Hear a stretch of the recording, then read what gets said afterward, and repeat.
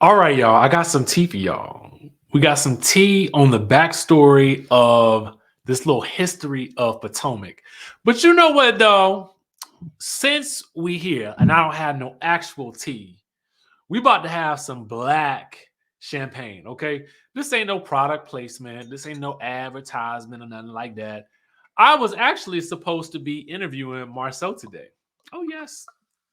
But due to unforeseen circumstances, that ain't happening. Um, Ain't no bad blood or nothing like that. It's just life. Okay. Life happened. Life was life, and so I was gonna have this while we were doing our interview. You know what I'm saying? To show some support or whatever. But since we're not doing that today, cheers to the Scots. Okay. And it does taste like chocolate. You don't say. Wow.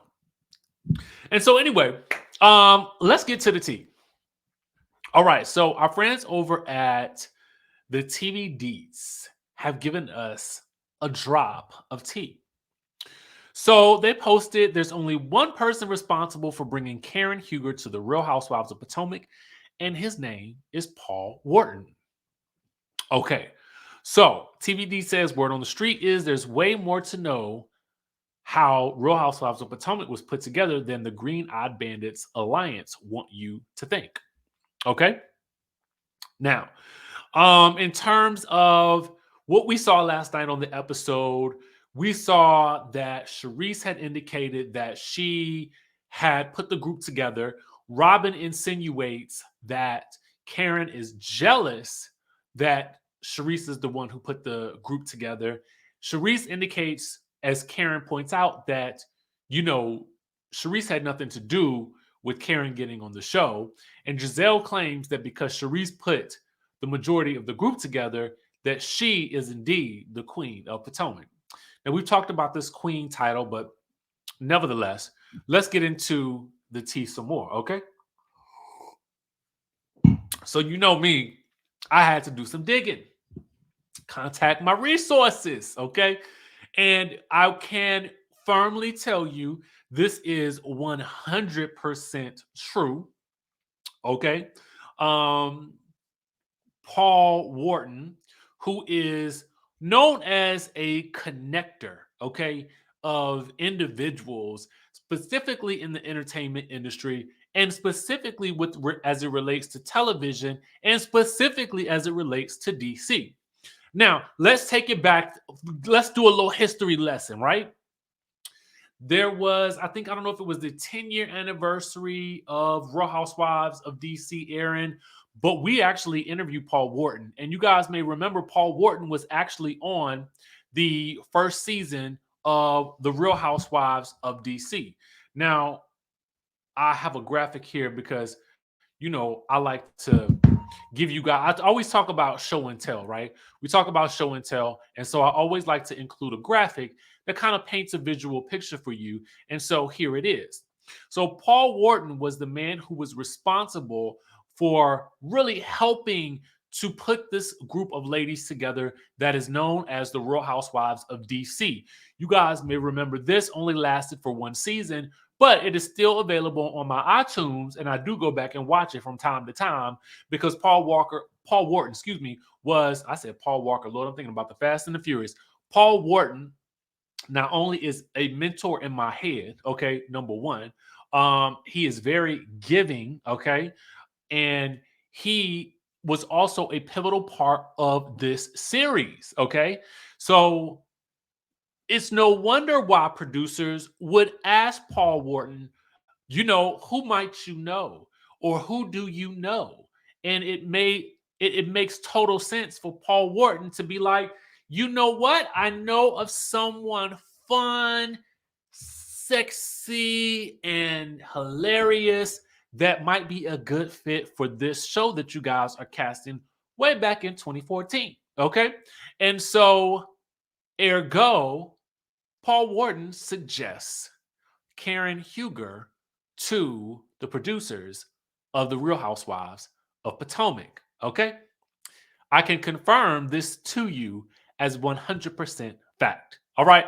So, little bit of tea about how the show kind of got its beginnings. And we touching on this because it was a topic of conversation last night. Okay. Now the rest is history because ultimately, as it was suggested by Paul, okay, or who made the connection, Karen still showed up and was the one who also showed out. But it just goes to show the synchronicity of the power of making recommendations, connecting people, and just being a genuine good person that Paul Wharton is. So it's interesting backstory that kind of really, paints a different picture than, again, the Green Eye Band is trying to make it seem like, Karen is, jealous of Sharice putting together the group. Why would she be jealous? I mean, because at the end of the day, Karen is also still full time and she's made a lot of great career moves as a result of her full time position and doing this over the years. That's not to discredit Sharice in any way, shape, or form, but I just think it adds to the story. Okay. Now, let's take things a step further because your girls, Mia and Jacqueline, they just can't get it right, y'all. They just cannot get it right. I don't know what in the world really happened betwixt these two ladies, but it is over and done with. And Jacqueline has let it be known on her Instagram stories. You guys can go and check now. Okay. She clears up last night and she has a clapback, okay, from Mia. So, or we think it's a clapback. Jacqueline says, and let's be clear, okay?